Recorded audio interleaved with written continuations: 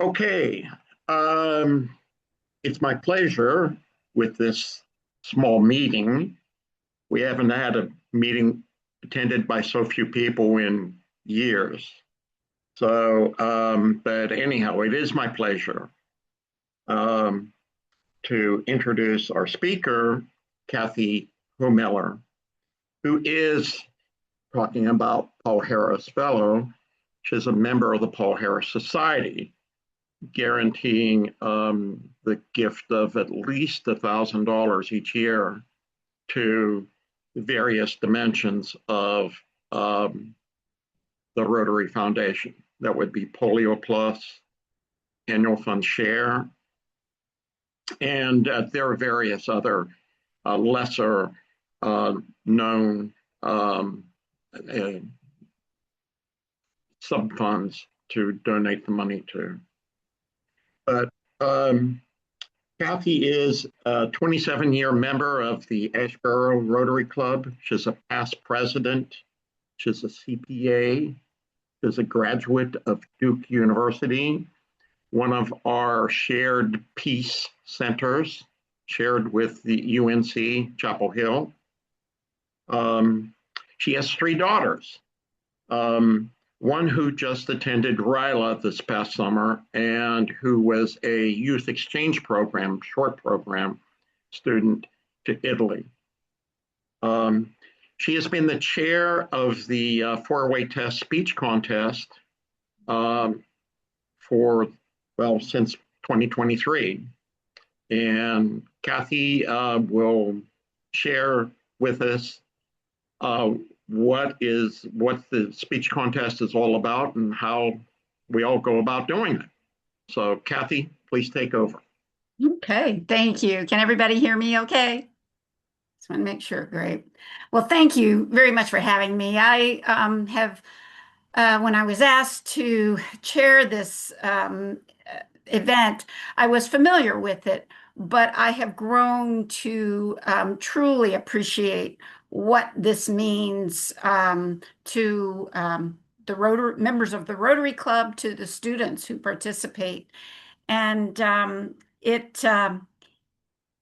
the four-way test speech contest was originally devised as a way for young people to get involved, to learn about Rotary. Talking with Ray earlier, there used to be a version of it that was aimed at combating drug use by teenagers. That certainly was an important issue, but that didn't hit all of the other things that students, face in today's world.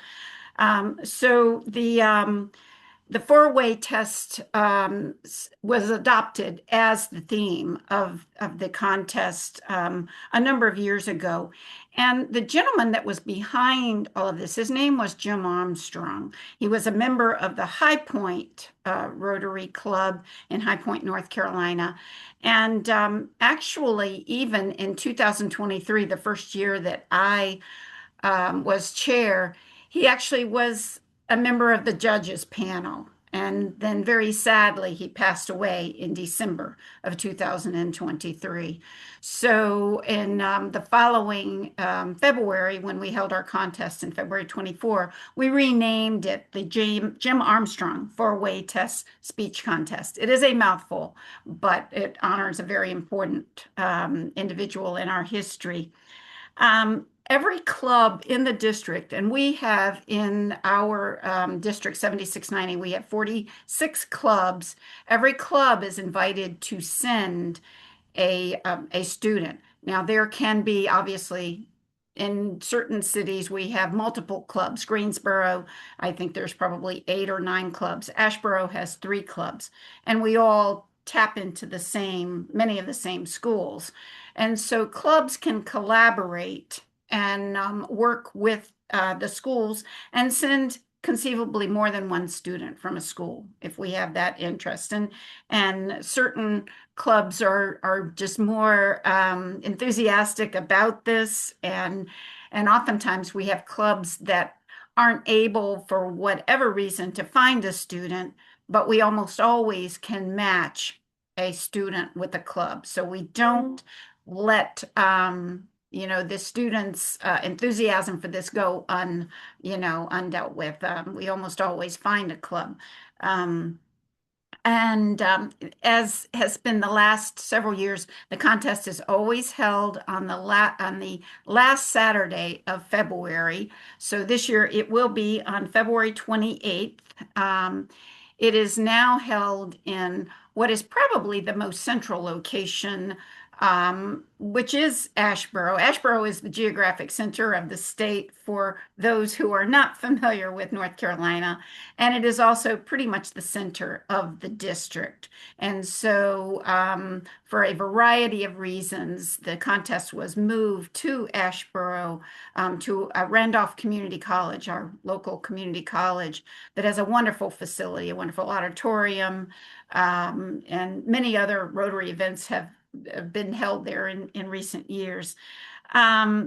Okay, so the contest is a way for students to hone their public speaking skills and their leadership skills, and at the same time increase awareness about Rotary and what Rotary stands for.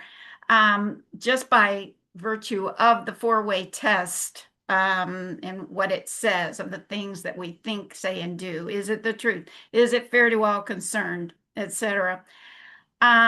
You can tell that teenagers today in this world of social media are very, are impacted greatly by these questions. They are probably, they have to think about this with everything, or we would like to think that they would think about this. And that is what has been wonderful about this contest, because the students never cease to amaze me and the judges with the things that they come up with, that deal with the four-way test. We also ask the students to, in some way, tie their speech, which can be no longer than 6 minutes, to tie it in with Rotary's international theme. And so this year, the theme is Unite for Good.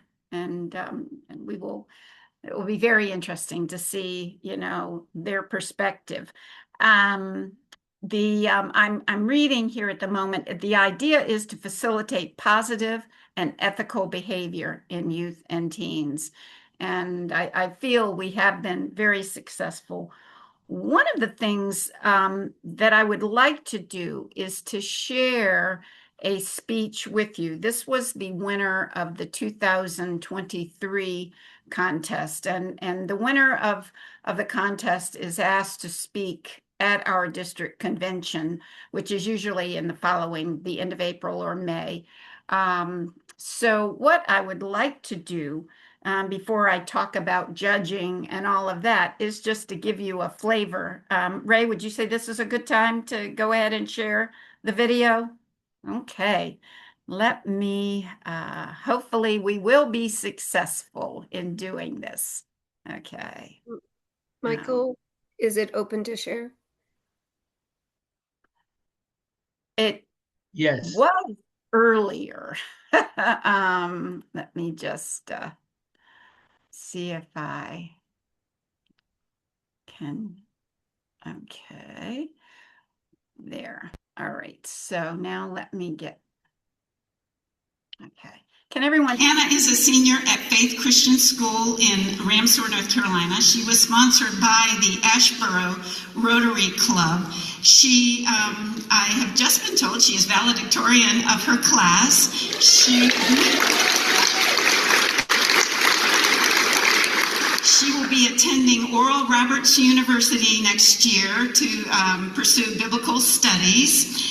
And I think you will be amazed at what you hear. So thank you.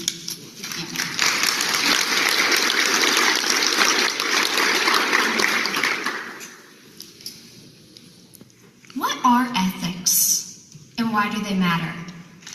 Whether you realize it or not, this is a question we have all been wrestling with for a long time. One of the first examples of ethics that we learned as children lies in the story of Robin Hood and his merry men. You all know how this goes. Robin Hood Hood lived in a town called Nottingham that was under the iron grip of a tyrannical king who was taxing his people to death. The morality of our story lies in our hero's actions. Because Robin Hood would steal from the rich to give to the poor. Now, I want you to remember the first time you heard this story in its full glory. How did you react? How did this story make you feel? I remember this story divided my classroom. Some were really quick to defend Robin Hood, saying that his actions saved lives, while others were hesitant and pointed out that stealing is wrong. And if you really think about it, the benefits from Robin Hood's loot were very temporary, and the people still ultimately suffered. While there are several lessons woven into this story, I want to focus on the fact that everyone reacts differently to it. And this is because we each have our own unique and distinct personal moral code that defines the way we do and interpret life. This comes from several different things, such as the fact that we were all raised differently. But it's why it is imperative that as this upcoming generation, that we hold tight to the tried and true ethical standards that everyone can agree on. That is how we are going to make a difference in our world. But we have to make it personal. Herbert J. Taylor, the author of Rotary's Four-Way Test, which has brought us all together today, once said, "The roots of true achievement lie in the will to become the best that you can become." And I believe to become the best version of yourself, you have to help others. To grow, you need to invest outside of yourself. But when you do that, you have to make hard decisions. That is where we can apply the four-way test to our lives. It doesn't have to be big. It can be small, like when you're working on a group project. Or it can be on a larger scale, such as the choices you make while representing your class on a student government council. Or maybe you're representing your entire school, like many of us were when I first gave this speech. Taylor simply challenges us to ask these 4 questions before we move to action or speak. Here they are. Number 1, is it true? Not biased nor skewed, but complete and fact. Number 2, is it fair to all concerned? Now, I must admit, this is the one that I struggle with the most, but I have developed a test which I found to be very effective, so here it is.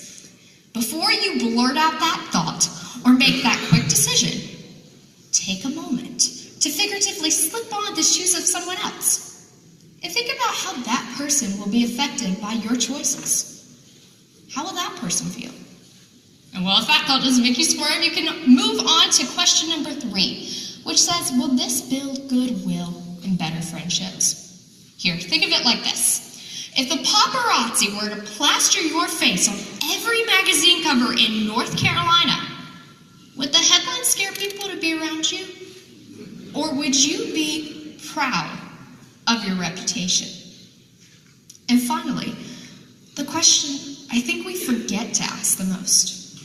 Number 4, is this beneficial to all concerned? In theater, there's a common phrase that goes, there are no such thing as small parts, only small actors. As you direct this play called your life, take time to consider every person on your stage. Because no matter how big or how small they may seem, they are all important. And it is your job to ensure that they are engaged. These are the principles that will determine where you fall in life. Are you going to follow Herbert J. Taylor's sage advice for the betterment of not just yourself, but of others? Or will you lead a life of self-sufficiency? That is the ultimate question of ethics. The battles of right versus wrong, good and evil. This is the study and pursuit of morality. And it matters to you, and it matters to me, because it defines who we are. Just take it from your childhood friend Robin Hood, who's been trying to teach us for centuries that it is your actions that will pin your legacy.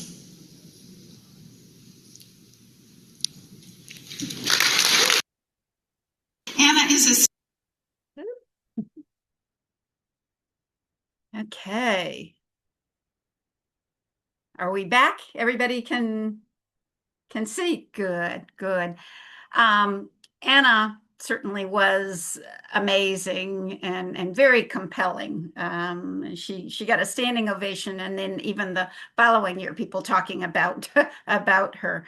I wanted to talk about a few of those things. I mean, the talk is meant to be directed at the students' peers. So she is not speaking to adults, and you saw she was very good at that and talking to her fellow students. That's been one of the criteria. It actually should mention in it, of course, which she did a great job of the four-way test. The speeches are actually judged in a variety of ways. They're judged for content and preservation. And one of the things I wanted to bring up as I talk about this is the actual, so let me see if I can get that here. Let me do this and bring this up. Can everybody see this, the rubric that I have in front of you? Hopefully hopefully that is the case, because these are the primary factors. And I was discussing this with Ray earlier. The students are actually randomly assigned a letter. They come to the event, and when they register, they pull a letter out of a bowl. And that letter, A, B, C, D, whatever, determines the order in which they speak. So it is random. And they don't know until they get there. And certainly even the very last one to get there that day and register could be the very first one to speak. But the judges use this rubric more as a guide. They are judging on the basis of confidence, expression, poise. They are looking for originality. Kathy, I'm so sorry. We don't see the rubric. You don't see it at all. Okay. Well, thank you for letting me know. Let me see if I can figure out why you cannot see it. Let's see. 1 second here. Let me do that again. I thought I could kind of fly with it. I'm like, oh no, right. now I'm No, invested I am and I so wanna glad. do it. I am so glad that you did that. And maybe I think I needed to in the- share again, unfortunately. Okay. All right. We will. There you go. Oh, there you go. I can see it now. Now, Michael, what I okay. need to bring up is the actual rubric itself. Is that good? Yep. Wonderful. Thank you. I did not realize I was going to need to screen share again. So as I was saying, this rubric does lay out, there is a section that is below this where goes all the way through to the letter Z and beyond. If we have, we allow up to 30 participants in the contest. We do cut it off at 30. We have not had any issues that I am aware of reaching that number. We had 28 2 or 3 years ago. We had 25 last year. But the judges use this rubric in doing a general assessment. So they're not going to score every single contestant on each one of these. It is a tool that they use to highlight students and allows them to maybe place one above another, and if one's particularly good in one particular area, they may score it in that area. But it's used as a guide, not as a mathematical model for scoring. So you can see, from originality, captures the audience interest, connects the information about ethics to the lives of teens today. And then content, knowledge of what they're talking about. How much research have they done? Do they understand, how Rotary and the four-way test, fit together? One of the things that I send out when when the students we've received the application for the students, I send out the history of the four-way test, which gives them some background on how the four-way test came to be and why Rotary adopted the four-way test. So I will stop sharing the rubric. Are there any questions on the rubric while I've got it up?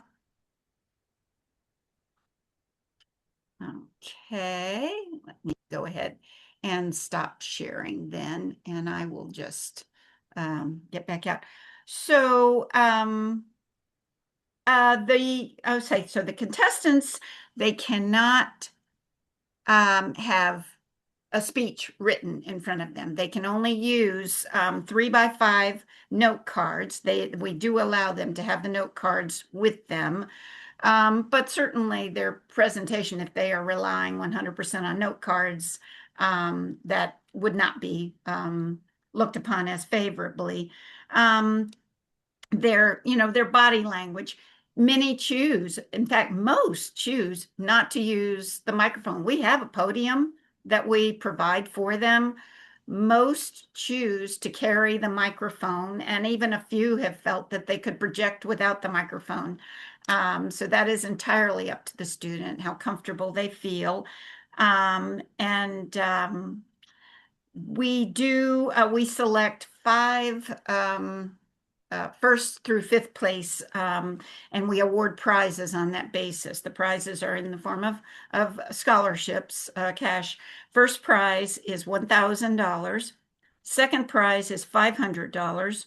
Third place, $250. Fourth place, $150, and 5th place, $100.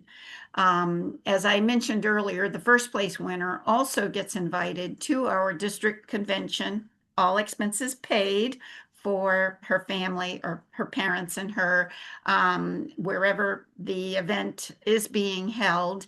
And I think this year coming up, the event will be held at Atlantic Beach, North Carolina, at a DoubleTree hotel. Last year it was at Harrah's Cherokee Casino, Resort and Casino, in Cherokee, North Carolina, in the mountains. The district leadership tries to, they select the location based on many different factors. The presentations are generally, let me back up. It's open. I'm just going to give some basic contest rules. The contest is open to all students in high school, grades 9 through 12, who are in a high school curriculum. We don't distinguish between private, public, Christian, whatever. It's just any high school, grades 9 through 12. But they do have to be physically present for the contest. They cannot submit a video. In the past, during COVID, they were, one of those years they were allowed to submit videos, but that was a one-off. If a club has multiple students, as I indicated, we do try to match them up with another club, and they have to be original.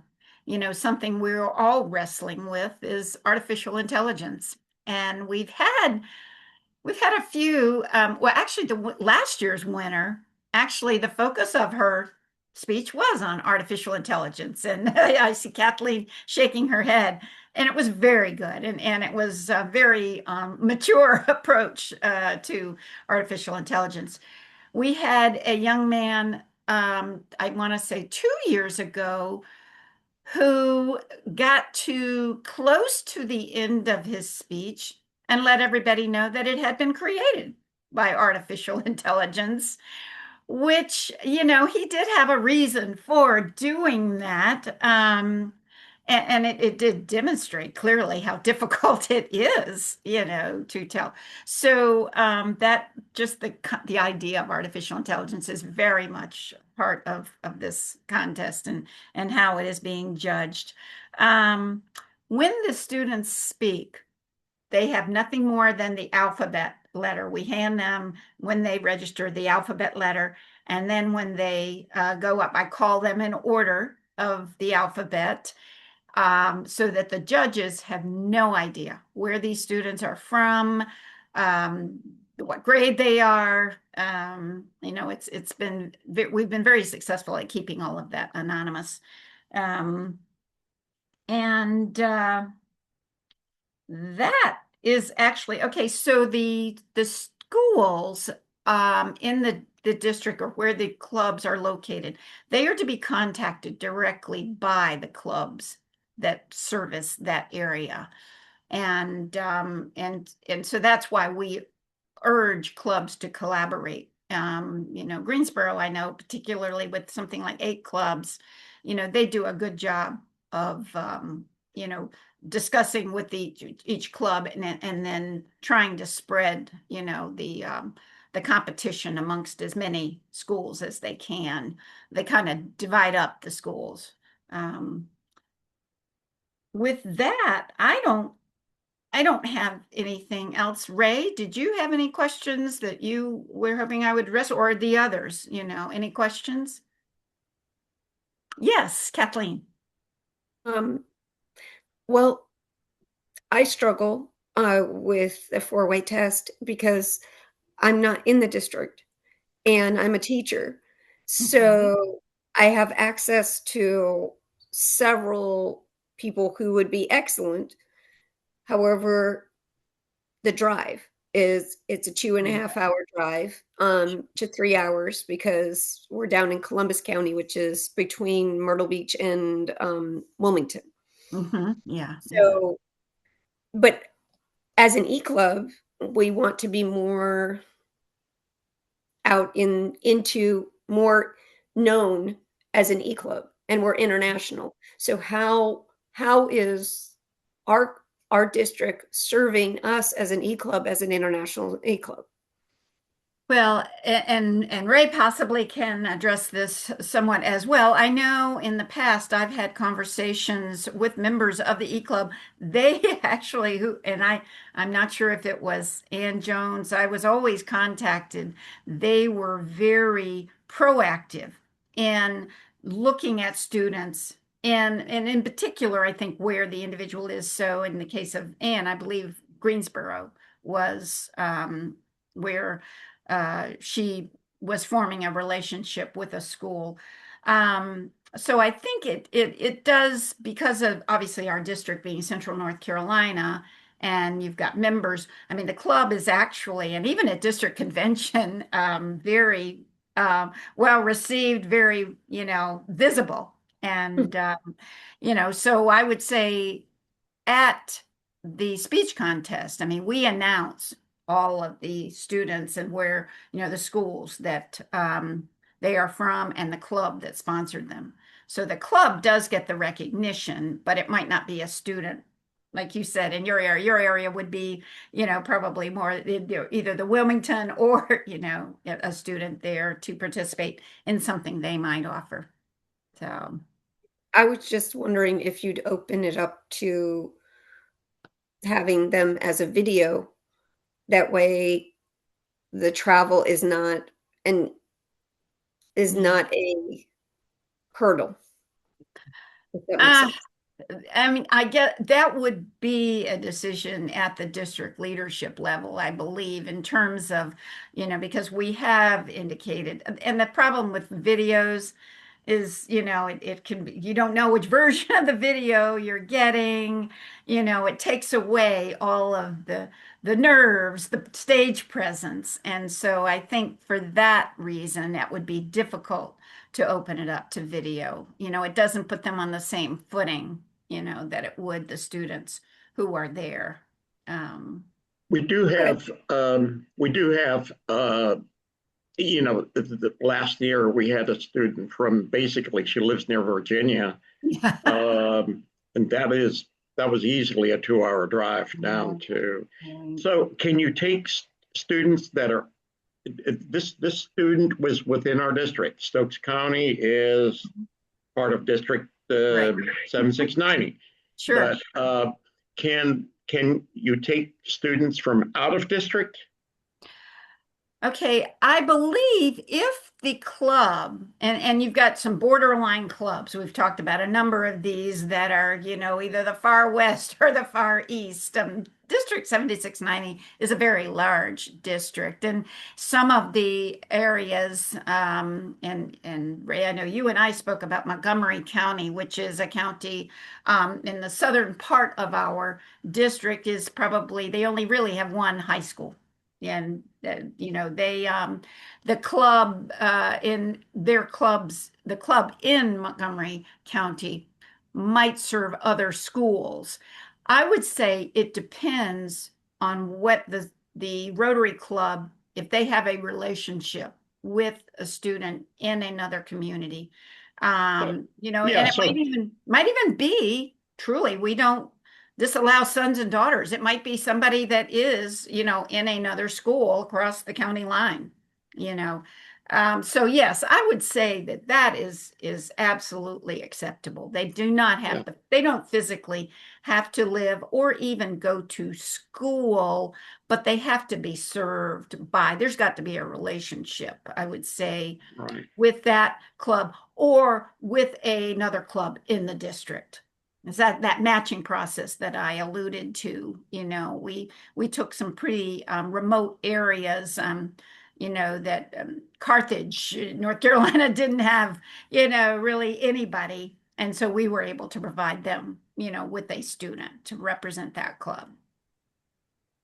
The scholarships, are they paid to the student or are they paid to an institution the young person is going to for college? No, if they're a ninth grader, they might not even know what kind of college exactly. So they are paid directly to the student, and labeling it a scholarship is probably not it is a prize. It is an award. It is not technically a scholarship to a school. Good. Yeah, and they do get it, and that's very exciting for some of this because it's not always the senior or the there have been even I want to say not last year. Last year, I think, was a senior in high school, but yeah, it does not have to be. Kathy, do the students who don't win, do they get some sort of feedback on how they could improve their speech or what? Just do they get feedback on the speech itself?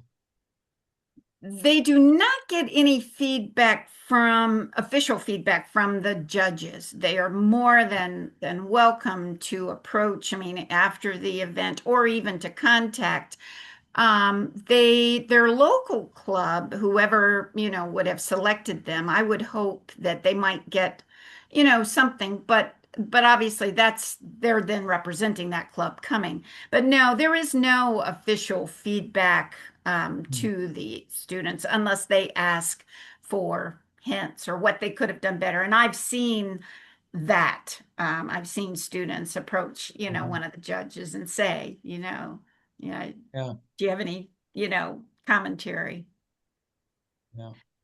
Yeah. One of the things that a few years ago, one of our district governors prepared a couple of videos offering tips and presentation tips for presentation, and he talked a lot about the things that they are looking for and tried to give examples So they do, at least there's no official training program. I mean, these are, just high school students that, but I do think there are some opportunities out there for hints on how to do better or what to do. Well, Thanks. excellent. Any more questions for Kathy? Well, hey, thank you very much. Great presentation. I'm very enlightening. Well, and I hope that, it's exciting to see these kids. I think it's an opportunity both for the students and for Rotary. What we hear from these kids is eye-opening sometimes, some of the things that they think about. So I think we all benefit from this contest. And thank you for having me. Yeah, I'm excited. Thank you, Kathy, for introducing this and in depth. I haven't seen it as in depth, so I just really appreciate it. I'm a kindergarten through 8th grade teacher, so Okay. this is, and I teach about 120 kids a day. Oh, So wow. my normal, but Well, but this is something I can put in their head and say, look, this is an opportunity, because I also put in their head at kindergarten, what college are you going to? very good. Well, and actually, these questions, I think just lots of great conversation within the classroom, about what's fair. You've got one child saying, well, that wasn't fair, and so I think there's obviously a lot that can be discussed, at a very young age, and should be. So, yeah, my hat's off to you. Those are definitely challenging years, but the years in which they learn. So, yeah. Well, thank you for having me. Well, thank you. Hey, Michael, you could stop the recording. I hope